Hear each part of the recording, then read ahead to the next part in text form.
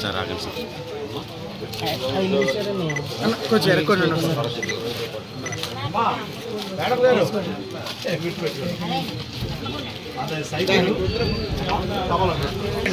Cycle కమలం బాబు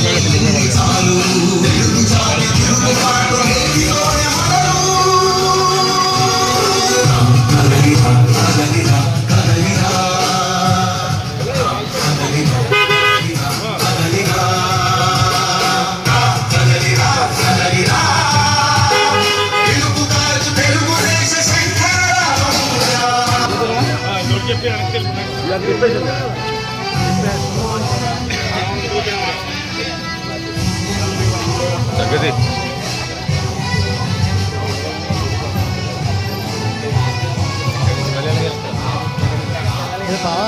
అలాగే నీ ఇష్టం అంతేనంటవా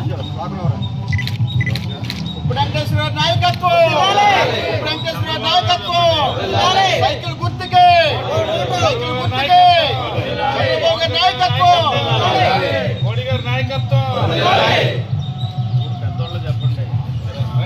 సార్ 13 ఓకే అందరికీ నమస్కారం.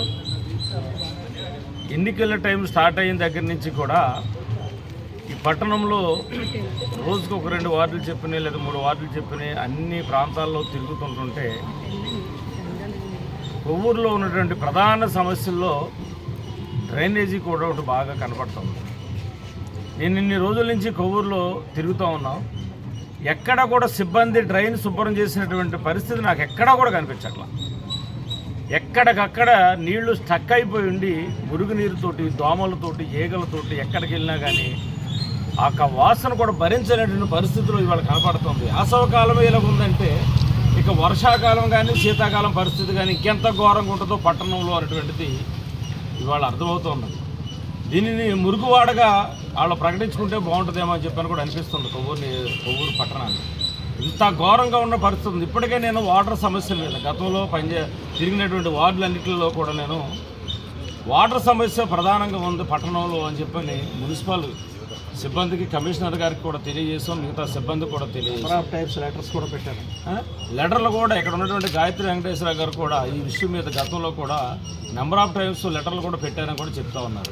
పోలింగ్ చేసినా లెటర్లు చేసినా కూడా వీళ్ళు పట్టించుకోవట్లేదంటే అసలు వీళ్ళు ఎందుకున్నారు ఇక్కడ ఈ ప్రజాప్రతినిధులు, ఇక్కడ ఉన్నటువంటి ఎమ్మెల్యేలు ఎందుకున్నారు, మున్సిపల్ చైర్మన్లు కానీ లేకపోతే కౌన్సిలర్స్ కానీ వీళ్ళు ఎందుకున్నారు? నిన్న ఒక ప్రాంతానికి వెళ్తే కౌన్సిలర్ గారు ఇంటి దాకా రోడ్డు వేయించుకున్నాడు, మిగతా ప్రజలందరూ కూడా రోడ్డు చేశాడు. ఒక ప్రాంతానికి వెళ్తే పూర్తిగా కూడా మా మంచినీళ్ళే రావట్లేదండి, ఆ యానగర్ కాలనీ కానీ మిగతా ప్రాంతాలు చూస్తే అసలు మా మంచినీళ్ళే రావట్లేదని గగ్గోలు పెడతా ఉన్నారు. స్టిల్ ఇప్పుడు ఇక్కడ ఈ వార్డులో కూడా మంచినీళ్ళ సమస్య ఉంది, డ్రైనేజ్ సమస్య ఉంది. ఎక్కడ కూడా వీళ్ళు చేసేది ఏంటయ్యా? ప్రజలకి పన్నులు మీరు వసూలు చేసి తింటున్నారు. మీరు చేయగలిగేది ఏంటి? మంచినీళ్ళు ఇవ్వటం, డ్రైనేజ్ వ్యవస్థను శుభ్రం చేయటం. ఈ 2 పనులే కదా మీరు చేసేది పట్టణంలో. మీరు ఎలాగ రోడ్లు వేయలేరు, మీరు ఎలా ఇళ్ళు కట్టలేరు, లేకపోతే ప్రజలకు ఇంకా మీరు ఏం చేయలేరు. కనీసం మినిమం చేసే పనులు మంచినీళ్ళు ఇచ్చేసి డ్రైన్ ఇచ్చేది ఏది ఉందో దానినే మీరు అసలు పూర్తిగా కూడా నిర్లక్ష్యంగా వ్యవహరిస్తున్నారంటే అసలు మీరు ఏమనుకోవాలో అర్థం కాని పరిస్థితి ఉంది. ఒక్క సెన్స్ అని వచ్చి ప్రజల్ని ఈ రకంగా ఇబ్బందులు పెడతాక మీరు నానా మంచినీళ్ళు కూడా దొరకకుండా అల్లో రామచంద్ర అని చెప్పని రోడ్ల మీద పడే విధంగా మీరు చేస్తూ ఉన్నారంటే ఇటు పోతూ ఉన్నారు, మీకు అర్థం కావట్లేదు. కనీసం ఎన్నికల టైం కదా అనేటువంటి ఇది కూడా మీకు కనపట్లేదు. ఎన్నికల టైంలో కనుక మనం ఈ పని చేయకపోతే ప్రజలు మనల్ని తిరస్కరిస్తారో చీకొడతారనే ఫీలింగ్ కూడా లేదు. అసలు ఓటు అడిగితే ఇక్కడ ఉన్న ఎమ్మెల్యే కానీ లేకపోతే మంత్రులు కానీ మీరు ఎట్లా తిరుగుతున్నారు, అసలు మీకు సిగ్గేయట్లేదని కూడా అడుగుతున్నాను నేను. రోడ్లను తిరిగితే మీ కంటికి కనపడలేదు, నా కంటికి కనపడతానా మీకు కనిపించట్లేదా? డ్రైనేజ్ వ్యవస్థ ఎలా ఉందో, మంచినీళ్ళు ఎట్లా ఇప్పుడు నా ముందే తిరుగుతున్నారు మీరు, కనపట్లేదు మీకు ఎక్కడ కూడా డ్రైనేజ్ ఎలా ఉందో, వాటర్ సమస్య ఎక్కడ ఉందో. ఓట్లు మాత్రం కావాలి మీరు ప్రజల దగ్గర నుంచి. ప్రజా సమస్యలు మీరు ఎక్కడ కూడా పట్టించుకోరా? ప్రజలకు అవసరాలు కూడా మీకు అవసరం లేదా? మినిమం మంచినీళ్ళు ఉన్నటువంటి వాళ్ళు అసలు మీరు ఏం ప్రజాప్రతినిధులండి? మీ ఇళ్ళకు రోడ్లు వేయించుకుని మీ ఇళ్ళకి మంచినీళ్ళు తెప్పించుకుంటే ప్రజలందరికీ వచ్చేసినట్టేనా? అసలు మీరు ఏ మాత్రం కూడా పదవిలో ఉంటాక అసలు అర్హత లేదు. ఈ ఎన్నికలు జరుగుతున్నటువంటి ఈ నెల రోజులు కూడా అర్హత లేదని చెప్పి నేను డిమాండ్ చేస్తా ఉన్నా.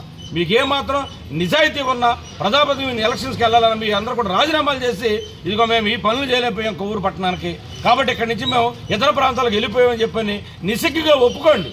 లేదంటే కానీ ప్రజలే మిమ్మల్ని రేపు 13వ జరిగేటువంటి ఎన్నికల్లో ప్రజలే మిమ్మల్ని తిరస్కరించే పరిస్థితి ఉంటుంది.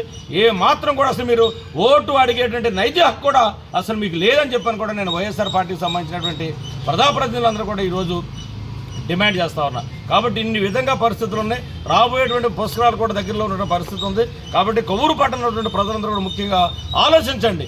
ఒక్క శాసన పేరుతో వచ్చినటువంటి అక్కడ జగన్మోహన్ రెడ్డి గారు కానీ ఇక్కడ పనిచేసినటువంటి స్థానిక ప్రజాప్రతినిధులు కానీ ఎవరైనా సరే మీ సమస్యల మీద ఏమైనా పట్టించుకున్నారా? కనీసం డ్రైన్ చేయని వాళ్ళు, మంచినీళ్ళు ఉన్న వాళ్ళు వేడేం ప్రజాప్రతినిధులు ఏడెందుకు పనికి వస్తారండి? అసలు ఇంకా మీకు కష్టకాలు వస్తే కనుక మీకు ఏం పనికి వస్తారు ఈ పట్టణ విషయంలోనూ? దయచేసి ఈ పట్టణంలో ప్రజలందరూ కూడా 2 చేతులు జోడించి నేను నమస్కారం పెడతా ఉన్నా. ఈ 5 సంవత్సరాల్లో మనం పడ్డ కష్టం చాలు.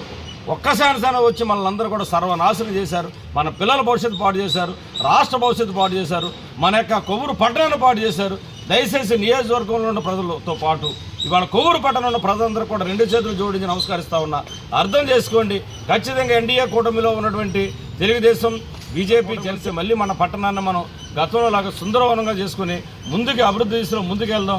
దయచేసి అర్థం చేసుకుని మే 13వ తారీఖు జరుగుతున్నటువంటి ఎన్నికలు ఏవైతే దానికి ఎమ్మెల్యే అభ్యర్థిగా ముప్పిడి వెంకటేశ్వరరావు నేను సైకిల్ గుర్తుపై పోటీ చేస్తూ ఉన్నాను.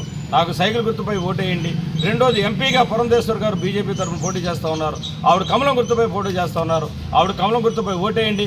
ఖచ్చితంగా రాష్ట్రానికి సంబంధించిన నిధులు కానీ కేంద్రానికి సంబంధించిన నిధులు కానీ తెచ్చి మా ఇరువురు ఆధ్వర్యంలో అచ్చుబాబు గారి సమక్షంలో నియోజకవర్గాన్ని ప్రగతి పథంలో తీసుకెళ్తామని చెప్పని మిమ్మల్ని అందరినీ కూడా ఈ రోజుని వేడుకుంటా ఉన్నా. Thank you. జై తెలుగుదేశం.